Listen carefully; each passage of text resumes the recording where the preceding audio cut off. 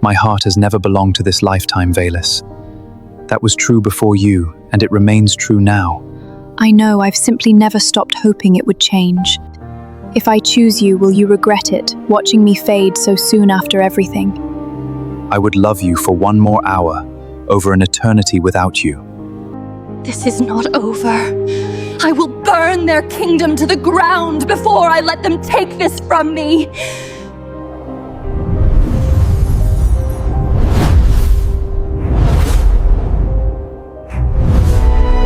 The day Princess Evelyne drew her first breath, every flower across the human kingdom opened at once, petals unfurling over castle walls, village gardens, and forgotten meadows alike, as though the earth itself had waited centuries to finally exhale.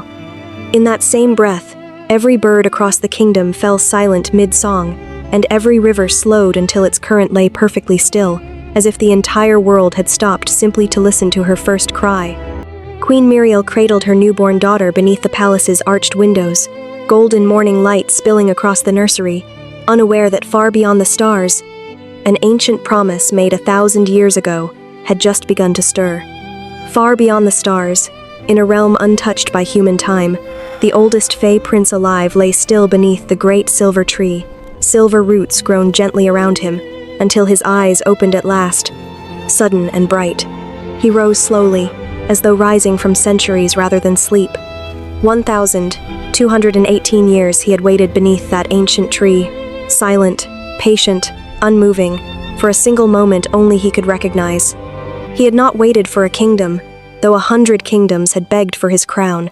He had not waited for revenge, though ancient enemies still feared his name. He had waited only for one impossible thing.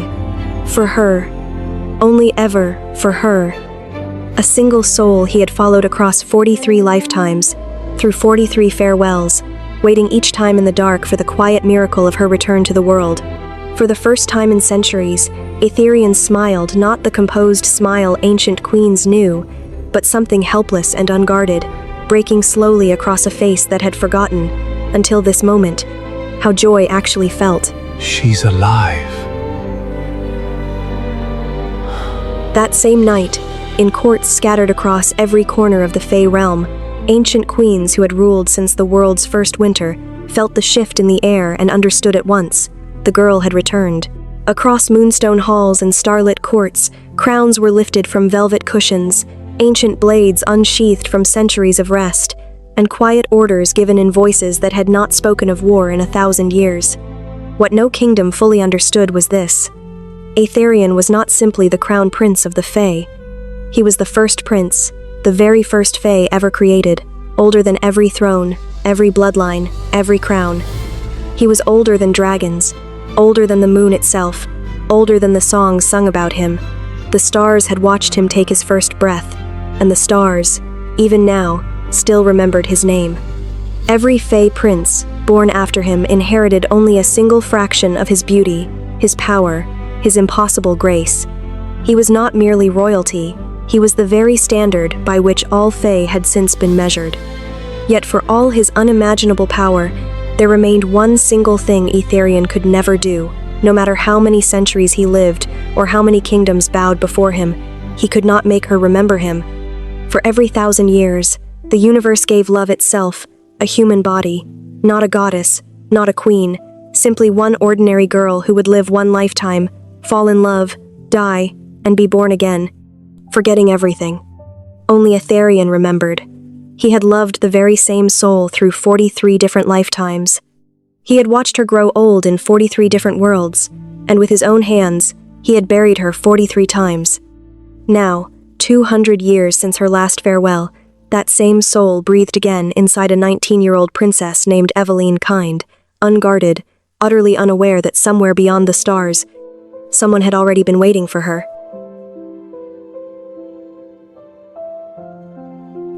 Princess Evelyne believed kindness belonged to small things too. When her slipper crushed a single violet along the garden path, she knelt at once, whispering a soft apology as though the flower could truly hear her.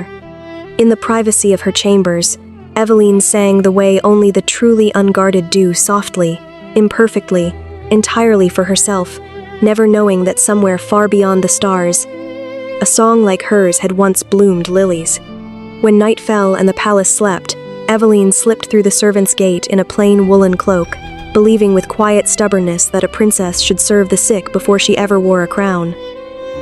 She arrived at the village infirmary by moonlight, where worn quilts covered small, feverish bodies, and where, for a few stolen hours, she was never a princess, only a girl with gentle hands and patience. When the smallest child whimpered, unable to sleep through her fever, Evelyne hummed a quiet lullaby, her voice barely above a whisper, until the child's frightened breathing softened into something peaceful and still. She returned through the same servants' gate before the first hint of sunrise touched the sky, her cloak damp with dew, her secret intact, carrying home nothing but the quiet warmth of having mattered. Exhausted, she collapsed onto her bed still in her traveling cloak, and within moments, sleep pulled her under completely, down into the same dream that had followed her since she was a small child. In the dream, she always stood barefoot before an enormous glowing tree, its silver leaves lighting the darkness around her, and always, a tall silver-haired man stood facing her, his features lost in soft light. He always reached for her slowly, fingers stretching through the glowing light, and every single time, just before their hands could finally touch, the dream shattered, and Evelyne woke gasping into darkness. She woke gasping, chest tight, tears already sliding down her cheeks before she was even fully awake, clutching her blanket with no understanding of why the same dream always broke her heart this way. The dream again. You're shaking, my lady. I don't even know his face. Why does losing him hurt so much? As she always did, Evelyne wiped her tears away and forced a small smile, telling herself it was only a dream, burying the ache somewhere quiet, the way she had buried it 1,000 mornings before.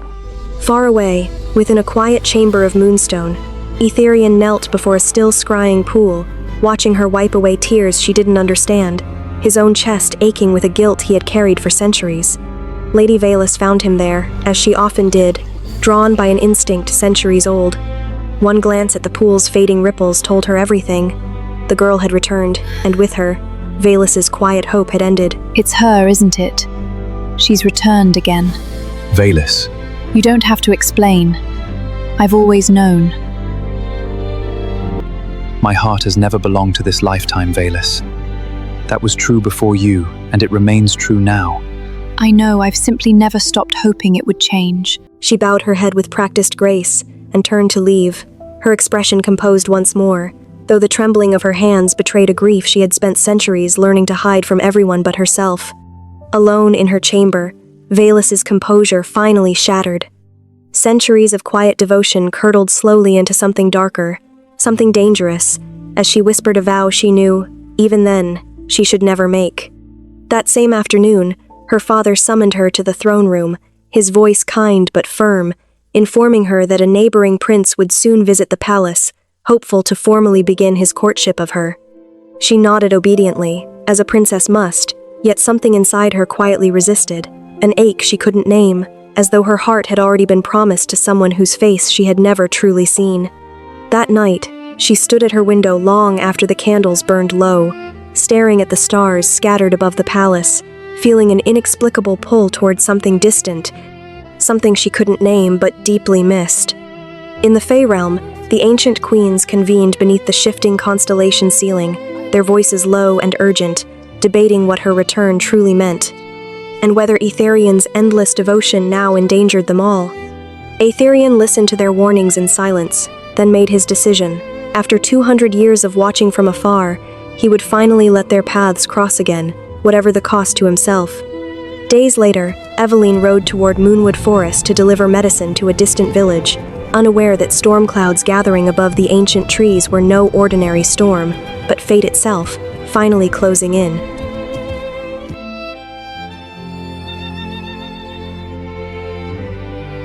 The storm broke without warning, rain slashing sideways through the ancient trees, thunder cracking so close it shook the ground beneath her horse's hooves, forcing Evelyne off the familiar road and into darkness.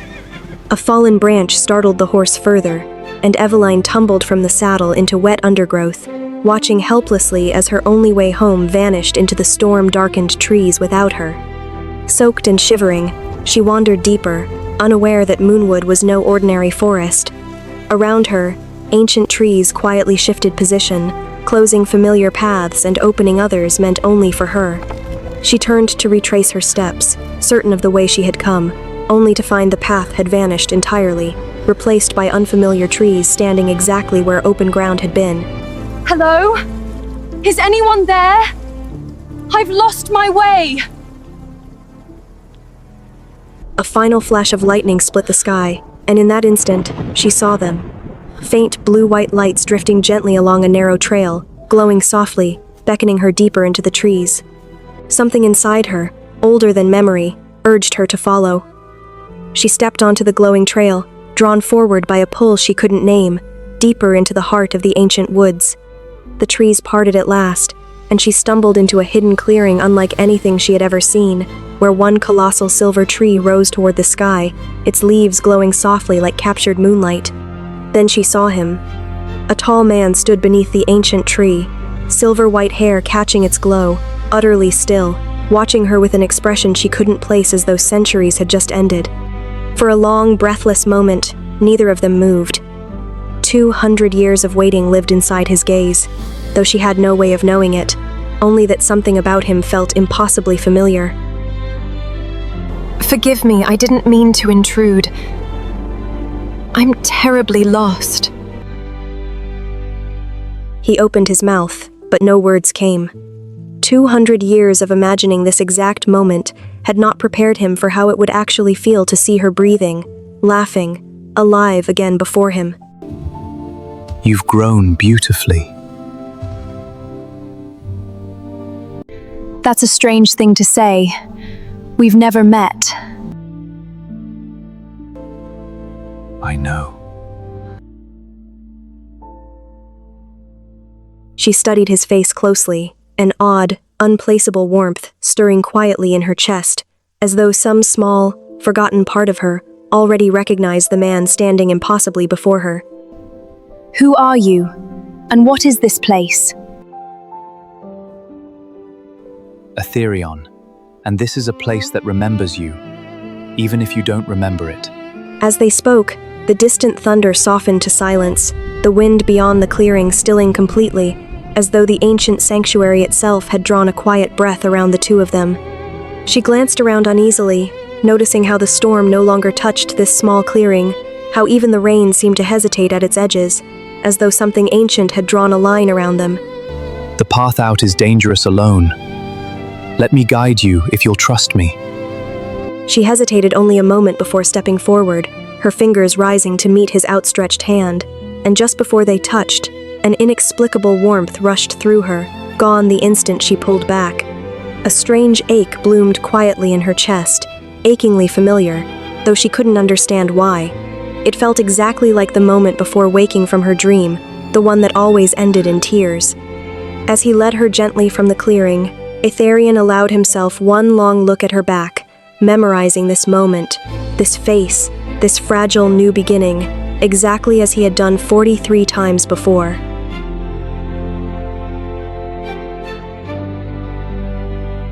He led her through paths only he could see, until the trees finally opened onto the forest's edge, where the storm had passed and pale dawn light spilled gently across the wet grass. I should go. They'll be searching for me by now. Then go safely. I hope our paths cross again.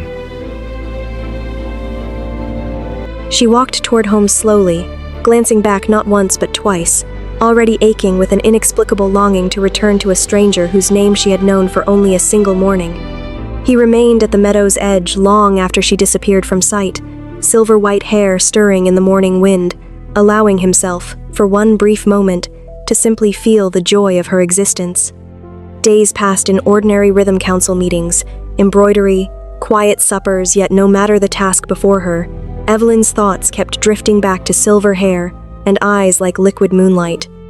He returned to the meadow's edge each evening, never crossing into her world uninvited, content simply to wait, the way he had always waited, patient as the stars themselves. On the 5th evening, curiosity finally overpowered caution. Evelyne slipped from the palace once again, drawn back toward the forest, telling herself she only wished to thank him properly. She found him exactly where some quiet instinct told her he would be, standing patiently at the tree line, and when their eyes met again, both of them smiled before either said a single word. You came back. I told myself it was only to thank you properly. He asked if she trusted him a little further, and when she nodded, he led her through a hidden path into a meadow untouched by human eyes, one he had kept quietly waiting for centuries. The butterflies drifted toward her at once, landing gently across her outstretched fingers, as though some ancient memory of her kindness lived quietly inside their fragile, glowing wings. Why do they trust me like this? I've never even seen butterflies like these before. Perhaps kindness leaves a mark deeper than memory. Weeks passed in stolen evenings, each one a little longer than the last, filled with quiet laughter and careful questions, as two people who had loved each other for centuries slowly learned one another again. One evening, he brought her to a still, silver lake, telling her softly that its lilies only bloomed for those whose hearts sang true, and that he had seen it bloom only once before. Shyly at first, then with growing confidence, she began to sing, her voice drifting soft and clear across the water, carrying a melody she hadn't realized she still remembered from childhood. Before her very eyes, white lilies unfurled rapidly across the lake's still surface, blooming in perfect rhythm with her voice, until the entire water glowed pale and luminous beneath the darkening sky. You said it's only bloomed once before. When? A very long time ago. For someone very much like you. He reached into his coat and drew out a small crystal bird, its wings delicately carved, and placed it gently into her palm, watching her face as though the gift meant far more than it appeared. It's beautiful, but why a bird of all things? Once, you cried for hours over an injured sparrow. I never forgot it. A small confusion flickered behind her eyes. She had no memory of any sparrow. Yet the warmth in his voice felt too sincere to question, so she simply held the tiny bird closer instead. Unseen among the silver birches, Lady Vaelis watched the exchange in silence, her carefully composed heart cracking further, each tender gesture between them driving her closer to a dangerous, desperate decision. That night, Vaelis searched through forbidden Fae records, recalling an ancient, dangerous ritual, capable of forcing buried memories to the surface, one that could shatter everything Aetherion had spent lifetimes protecting. Her hand trembled above the glowing leaf. She had never wanted to become someone's downfall, only to be loved the way he loved her. But grief, left too long unanswered, rarely stays gentle. Then, slowly, her fingers closed around the glowing leaf. Whatever gentleness remained in her heart quieted itself completely, and somewhere far away, without knowing it yet, Evelyne's fate had just changed forever.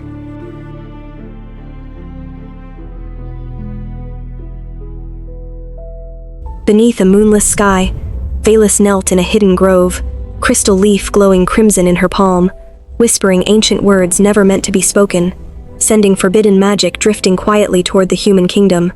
Across the veil between worlds, Evelyne suddenly gasped, pressing a hand to her temple, as a wave of unexplained pain crashed through her, fragments of unfamiliar faces flickering behind her eyes.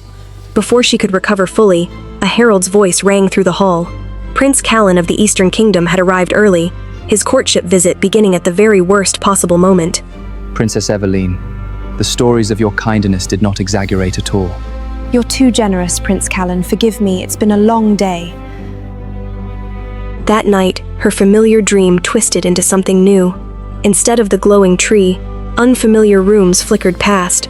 A candlelit chamber, a battlefield, a garden she had never seen, all somehow achingly hers.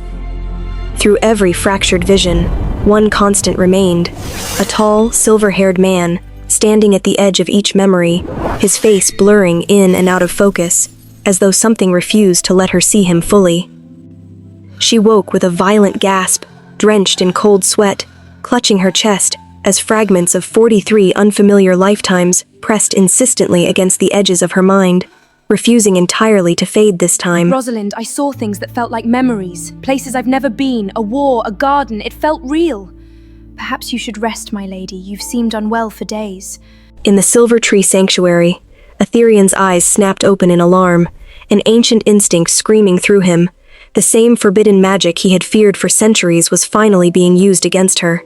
He raced to the archive chamber, scanning row after row of glowing crystal leaves, until his gaze fell upon a single empty space, one leaf missing, its absence confirming his worst fear completely. He needed no further evidence. Only one person in the entire realm possessed both the access and the shattered heart necessary for something this reckless. His expression hardened with quiet, aching betrayal. Tell me you didn't use the leaf, Vaelis. Tell me I'm wrong. I'm tired of watching you love a ghost while I stand invisible beside you. Do you know what it is to love someone for 1,000 years and never once be seen? I know grief, Vaelis, but this will not give you what you're searching for. There was no more time for confrontation. The magic was already spreading, worsening by the hour. Aetherion turned and ran, cloak snapping behind him, racing toward the human kingdom faster than he ever had. Unable to bear the palace walls any longer, Evelyne wandered into the gardens alone, clutching her head, as fragmented images sharpened suddenly into something unmistakably real, something she could no longer dismiss as dreaming. Then it came all at once. 43 farewells, 43 graves, 43 versions of the same silver-haired man weeping over her. She collapsed to her knees in the grass, sobbing, finally, terribly, remembering everything. He arrived too late to stop it, skidding to a halt at the garden's edge, his chest heaving, watching in silent devastation, as the woman he loved wept on the ground beneath 43 lifetimes of grief. Aetherion, I remember you, I remember all of it.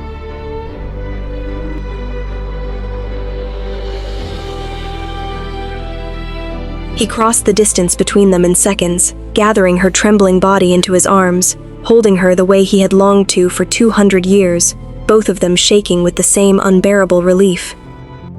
The law, if I remember. Love disappears from everyone, everywhere. What have I done? Wait, look around you. Nothing has changed yet.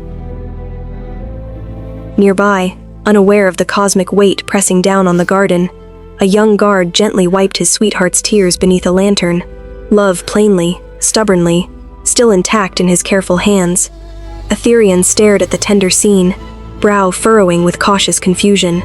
By every law he had known for 1,000 years, love should already be unraveling, yet here it plainly, impossibly, remained. He led her back through the veil to the Silver Tree Sanctuary itself, certain that if answers existed anywhere in creation, they would be etched somewhere within its ancient, glowing roots. He knelt at the tree's base, tracing faint inscriptions glowing faintly along its starlight roots, ancient words he had somehow overlooked for 1,000 years, his expression slowly shifting from confusion to disbelief.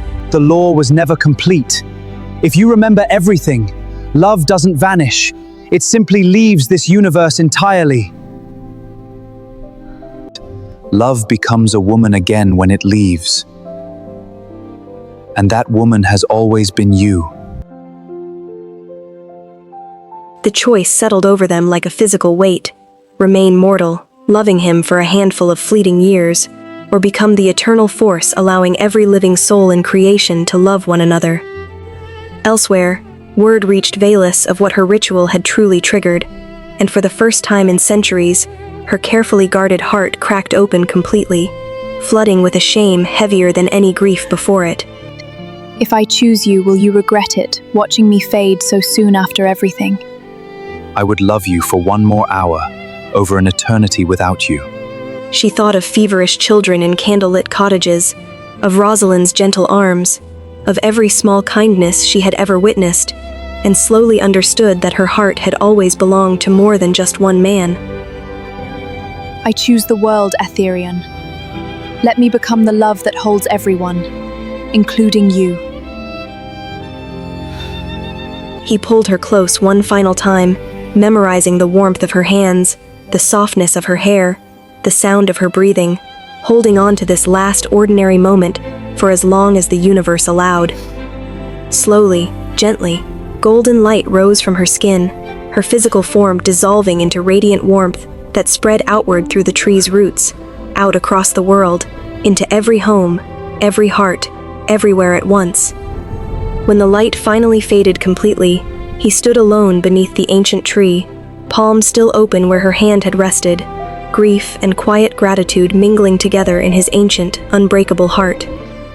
Centuries later, in a sunlit meadow far from any memory of silver trees, a little girl stumbled and fell, and before her mother could reach her, an unfamiliar woman in white gently helped her stand. Far away, beneath the oldest silver tree in existence, Aetherion felt laughter carried gently on the wind, and smiled, not because she had returned to him, but because she remained everywhere, always, still loved.